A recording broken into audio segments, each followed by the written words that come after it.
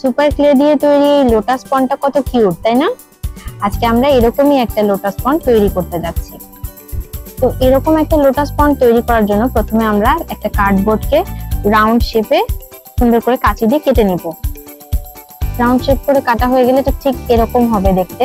এরপর আমরা সবুজ রঙের সুপার ক্লে নিয়ে এভাবে ঘুরিয়ে ঘুরিয়ে রাউন্ড শেপ করে নেব। এরপর কার্ডবোর্ডের উপরে আঠা লাগিয়ে সেটার উপরে আমরা সুপার ক্লেটাকে বসিয়ে দেব। এটা বসানোর জন্য আমরা হাত দিয়ে সুন্দর করে ড্যাব ড্যাব করে নেব, যাতে এটা একটা ঘাসের মতো ইফেক্ট আসে। এটার উপরে আমরা ফ্ল্যাট করে বসিয়ে দেব।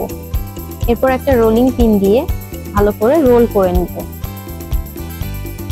কার্ডবোর্ডের উপর যে সমস্ত জায়গাগুলো খালি খালি থাকবে সেই জায়গাগুলোতে সুপার ক্লে নিয়ে হাত দিয়ে ঠিকমতো বসিয়ে দিতে হবে। খেয়াল রাখতে হবে কার্ডবোর্ডটা যেন দেখা না যায়। সুপার ক্লে দিয়ে সম্পূর্ণ কার্ডবোর্ডটা আমরা ঢেকে ফেলবো। আপনারা চাইলে পুরো কার্ডবোর্ডের সাইজ অনুযায়ী ক্লেটাকে কেটে নিয়েও একবারে বসাতে পারেন। যেভাবে সুবিধা হয় আপনাদের সেভাবে করলেই হলো।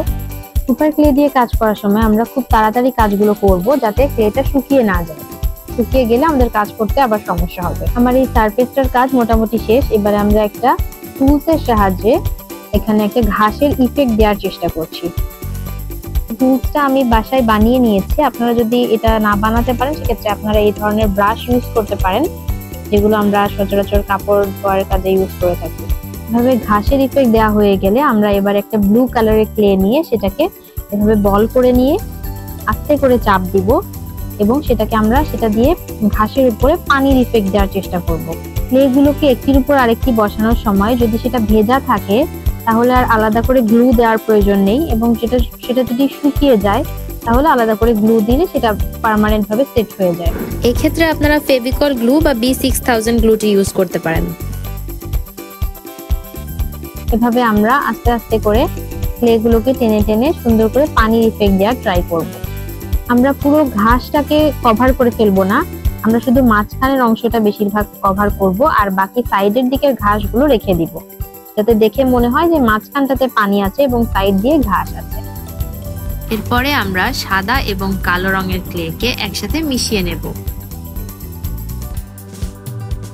ডার্ক গ্রে কালারের একটা ইফেক্ট দেওয়ার ট্রাই করব এবং সেটাকে একটা বলের আকৃতিতে তৈরি করে নেব। এভাবে আমরা অনেকগুলো পাথর বানিয়ে নিতে পারি, যেগুলো আমরা পানির সাইড দিয়ে ব্যবহার করব।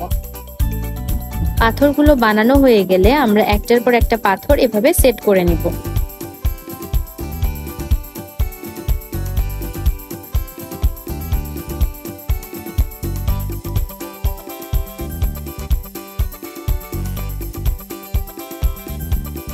এভাবে আমরা সবগুলো পাথর বসিয়ে নেব।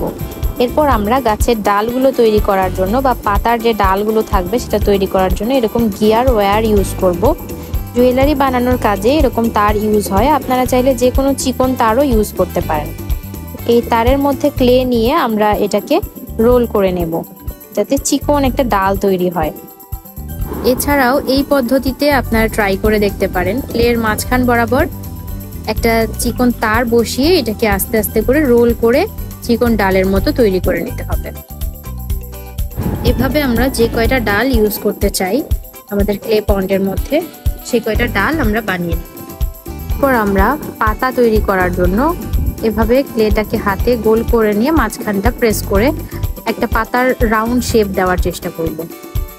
এভাবে রাউন্ড শেপ দেওয়া হয়ে গেলে আমরা পাতার যে সাইডে ভি এর মতো একটা অংশ থাকে সেটাকে কেটে নিব। সেক্ষেত্রে আপনারা কাঁচি ব্যবহার করতে পারেন অথবা যে কোনো টুলস ব্যবহার করে এরকম একটা ভি শেপ দেওয়ার ট্রাই করতে পারেন। এরপর আমরা একটা তুলি বা পেন্সিল নিয়ে সেটার সাহায্যে পাতার কর্নারগুলোতে একটু প্রেস করে পাতার কর্নারগুলোকে পাতলা করে দেওয়ার চেষ্টা করব, যাতে এটা দেখতে আরো বেশি রিয়েলিস্টিক লাগে, এবং পাতার কর্নারগুলোকে একটু বাঁকা বাঁকা করে দিব যাতে একটু বেশি রিয়েলিস্টিক লাগে আর কি।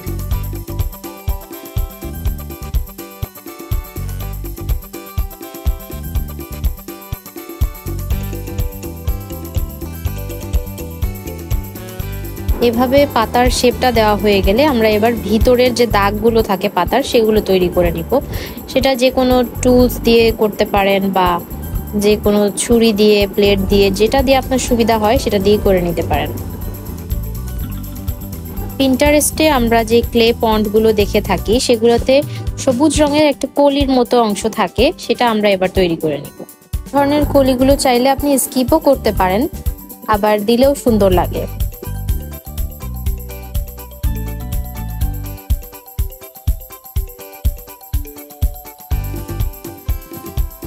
এই কলির উপরের দিকটা মোটা এবং নিচের দিকটা সরু রেখে আমরা এটাকে বানিয়ে নিব।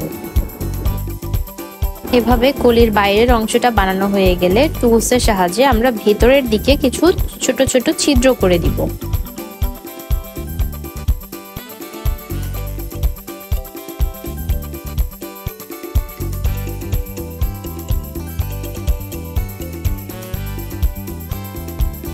এই সবুজ কলি তো আমাদের বানানো প্রায় শেষ। এবারে আমরা তৈরি করে নিব পদ্ম ফুলের মাঝখানে যে হলুদ রঙের রেণু থাকে সেটা। এটা তৈরি করার জন্য উপরের দিকটা আমরা সেম ভাবেই চওড়া রাখবো এবং নিচের দিকটা সরু রাখবো। রাখার পরে আমরা উপরের দিকটা একটা টুলসের সাহায্যে এভাবে ছিদ্র করে নিব, যাতে দেখতে রেণুর মতো মনে হয়। রেণু তৈরি করা হয়ে গেলে এবার আমরা চলে যাব পাতা তৈরি করতে। সেক্ষেত্রে আমি একটা গোলাপি রঙের ক্লে নিয়ে নিয়েছি। এটাকে প্রথমে গোল করে নিয়ে একটু লম্বা করে মাঝখানে প্রেস করে দিতে হবে, তাহলে আমাদের একটা পাতার শেপ হয়ে যাবে। এভাবে আমরা রেণুর চারপাশ দিয়ে একটার পর একটা পাতা সেট করে নিব। রেণুর সাইড দিয়ে প্রথম আমরা যে পাতার সারিগুলো দিব সেটা আকারে একটু ছোট হবে এবং দ্বিতীয় ধাপে আমরা যে পাতাগুলো সেট করব সেগুলোর আকার একটু বড় হবে, তাহলে দেখতে ফুলটা আরো বেশি রিয়েলিস্টিক মনে হবে। এটা ভিতরের দিকের পাতাগুলো ছোট ছোট এবং বাইরের দিকের পাতাগুলো বড় বড় থাকবে। আপনারা যে কয়টা ফুল ব্যবহার করতে চান সেভাবে এরকম করে ফুলগুলো বানিয়ে নিতে পারেন। আমাদের ফুল বানানোর কাজ শেষ হলে আমরা একটা ব্যাং তৈরি করব। এর জন্য আমরা সবুজ রঙের ক্লে নিয়ে নিলাম। ক্লেটাকে বল করে নিয়ে ছোট ছোট দুটি পা দিয়ে দিলাম। এবারে আমরা সাদা রঙের ক্লে নিয়ে দুটো চোখ বানিয়ে দিব এবং এগুলোতে আপনি চাইলে অ্যাক্রিলিক কালার দিয়ে চোখের মণিটা বানিয়ে দিতে পারেন, তাহলে ব্যাংটা কিছুটা দেখতে এরকম হবে আর কি। আমরা একটা কার্টুন হাঁস তৈরি করে নেব। এর জন্য আমরা একটা হলুদ রঙের ক্লেকে একটা কার্টুন শেপের হাঁস বানানোর চেষ্টা করছি। এটা আমরা প্রথমে তার বডিটা বানিয়ে নিচ্ছি। এরপর আমরা একটা কমলা রঙের ক্লে নিয়ে তার মুখটা বানিয়ে নিলাম। পর কমলা রঙের ক্লে দিয়ে আমরা দুই পাশে দুটো হাত বানিয়ে দেব। আমি কিন্তু পুরো প্রজেক্টটাই সুপার ক্লে দিয়ে বানিয়েছি। আপনারা চাইলে এক্ষেত্রে এয়ার ড্রাই ক্লে ইউজ করতে পারেন, বাসায় তৈরি যে ক্লে আমরা ব্যবহার করি সেটাও ইউজ করতে পারেন। এরপরে আমরা হাঁসের পা বানানোর জন্য ক্লেটাকে গোল করে নিয়ে মাঝখানে প্রেস করে একটা টুলসের সাহায্যে আঙ্গুলে শেপ দেওয়ার চেষ্টা করব।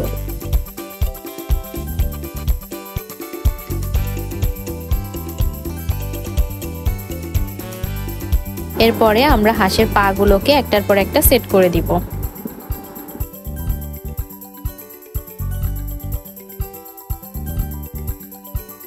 আমরা হাঁসের চোখ বানানোর ক্ষেত্রে একটা সরু তুলির সাহায্যে অ্যাক্রিলিক কালার নিয়ে ছোট ছোট চোখ বানিয়ে দিতে পারি।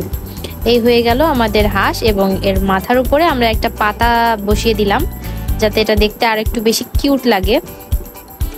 পদ্ম পাতা মাথার উপরে একটা সেট করে দিলাম।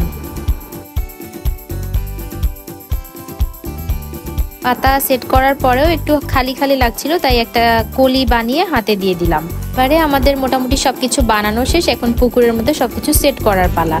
এভাবে আমরা প্রথমে পাতাগুলো বসিয়ে নিয়েছি। এরপরে এভাবে আমরা পদ্ম ফুলগুলো বসিয়ে নিব একটার পর একটা, তারপর কলিগুলো বসিয়ে নেব। এক্ষেত্রে আপনারা গ্লু গান ইউজ করতে পারেন বা যে কোনো আঠা ইউজ করতে পারেন, ফেভিকল বা B6000 ইউজ করতে পারেন।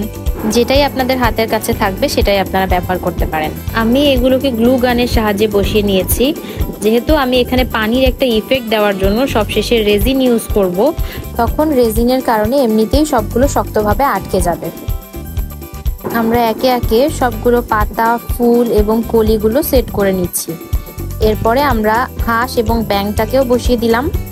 এই তো মোটামুটি আমাদের পদ্ম পুকুর রেডি। এরপরে আমরা রেজিনের ব্যবহার করব। আমি 3:1 রেজিনটি ব্যবহার করেছি। এখানে হার্ডেনার এবং রেজিন আপনারা ভালোভাবে মিক্স করে নেবেন। আমি এখানে হার্ডেনার এবং রেজিন ভালোভাবে মিক্স করে নিচ্ছি। এক্ষেত্রে আপনারা একটু সাবধানতা অবলম্বন করবেন এবং যে ধরনের মাস্ক বা গ্লোভস ইউজ করতে হয় সেগুলো ইউজ করবেন। আমি অফ ক্যামেরাতে সেটা ভালোভাবে ইউজ করে নিয়েছি। এখানে জাস্ট আমি মিশ্রণটা তৈরি করে সামান্য একটু ঢেলে দেখিয়েছি। রেজিন এবং হার্ডেনার মিক্স করার সময় খুব স্লোলি এটাকে মিক্স করতে হবে যাতে এখানে বাবল ক্রিয়েট না হয়। এখানে আমি মূলত পানির যে চকচকে ভাবটা সেটা আনার জন্যই রেজিনটা ইউজ করেছি। আপনারা এটা চাইলে স্কিপও করতে পারেন, আর ছোটরা এটা ইউজ না করাই ভালো। যদি রেজিন ইউজ করতেই হয় সেক্ষেত্রে বাচ্চারা বড়দের সাহায্য নিতে পারো। এভাবে আমি রেজিনগুলোকে ঘুরিয়ে ঘুরিয়ে চারপাশে করে নিচ্ছি যাতে সব দিকে সমানভাবে যায়। আমি রেজিনটা ব্যবহার করার পরে এটাকে একটা শুষ্ক স্থানে রেখে দিয়েছি 24 ঘন্টার জন্য। 24 ঘন্টা পরে এটা শুকিয়ে গিয়েছে, তারপরে এটা সাজিয়ে রাখার উপযুক্ত হয়েছে। আমি এপ্রক্সি রেজিনটা ইউজ করেছি, আপনারা চাইলে ইউভি রেজিনও ইউজ করতে পারেন। আর এপ্রক্সি রেজিনটি আপনারা দারাজে খুব সহজেই পেয়ে যাবেন, এবং আমি এখানে যে টুলসগুলো ইউজ করেছি সেগুলো আপনারা দারাজে খুঁজলেই পেয়ে যাবেন।